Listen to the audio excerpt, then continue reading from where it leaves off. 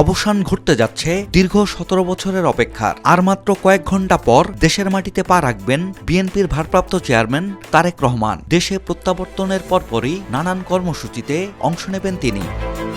বৃহস্পতিবার সকাল 11:50 বাংলাদেশ বিমানের একটি নিয়মিত ফ্লাইটে হজরত শাহজালাল আন্তর্জাতিক বিমানবন্দরে পৌঁছাবেন তারেক রহমান। বিমানবন্দরে তাকে অভ্যর্থনা জানাবেন বিএনপির স্থায়ী কমিটির সদস্যরা। এরপর বিমানবন্দর থেকে ৩০০ ফিট সড়কে সংবর্ধনা শেষে তিনি এভারকেয়ার হাসপাতালে যাবেন তার মা সাবেক প্রধানমন্ত্রী বেগম খালেদা জিয়াকে দেখতে। সেখান থেকে পরে গুলশানের বাসভবনে যাবেন তিনি। শুক্রবার বাদ জুম্মা শহীদ প্রেসিডেন্ট জিয়াউর রহমানের সমাধিতে শ্রদ্ধা নিবেদন ও জিয়ারত করবেন তারেক রহমান।